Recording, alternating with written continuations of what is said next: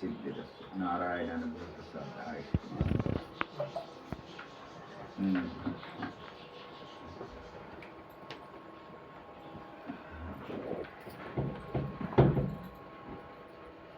ఇప్పుడు ఇక్కడ వెంకటేశ్వర స్వామి ఆలయం ఉంది కదా, అక్కడ నాకు ప్రోగ్రామ్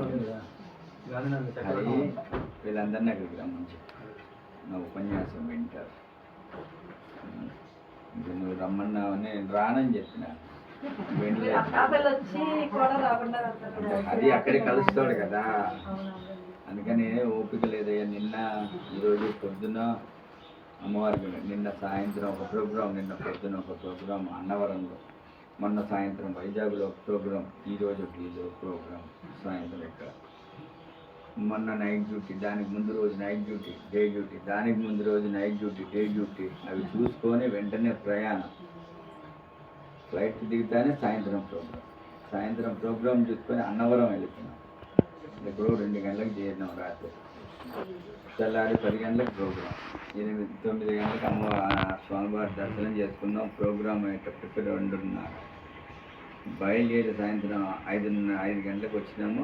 6 గంటలకు ప్రోగ్రాం అయ్యేటప్పటికి రాత్రి 9, అక్కడి నుంచి ఇంటికి వచ్చేటప్పుడు 10, పలహారం తీసుకొని పనుకునేటప్పటికి 12 వచ్చే భక్తులు ఆశీర్వాదం. పొద్దున్న లేచినప్పటి నుంచి భక్తులు 12 గంటలకు బయలుదేరుదామంటే 12 గంటల నుంచి భక్తులు వస్తూనే ఉన్నారు.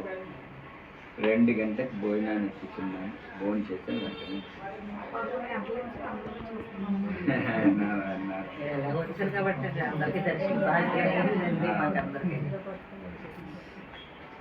వైజాగ్ ఎక్కడికి పోయినా సమయమే ఉండదమ్మా. ఏ ఊరు పోయినా, హైదరాబాద్, కర్ణాటక, దాని తర్వాత వచ్చి తెలంగాణ, ఆంధ్ర, కేరళ, దాని తర్వాత వచ్చి తమిళనాడు, ఎక్కడ పోయినా భక్తులు చాలామంది ఉన్నారు. హరి లాంటి వాళ్ళు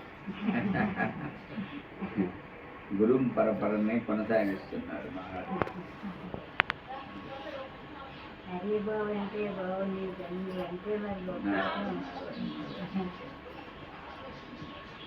వీళ్ళందరికీ తెలుసాను.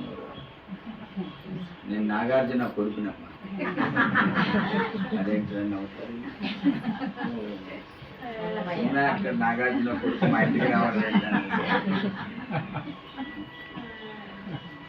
అన్నమయ్య సినిమాలో నాగార్జున ఉన్నాడు కదా, నేను ఆయన కొడుకుని ఇంటి నంబర్, ఆయన తెల్లగా ఉంటాడు, నేనేదో నల్లగా ఉంటాను.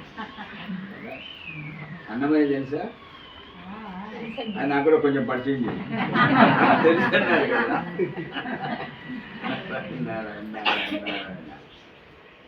అన్నమయ్య నుంచి స్వామివారికి 32,000 సంకీర్తనలు రచించిన తొలి తెలుగు వాగ్గేయకారుడు. తెలుగుని పదాలని కూర్చి దానికి ఒక సంగీతాన్ని పెట్టి, సంగీతానికి ఒక రాగాన్ని కట్టి మొట్టమొదటగా ఈ ప్రపంచంలో తెలుగు నాడులో అన్నమాచార్య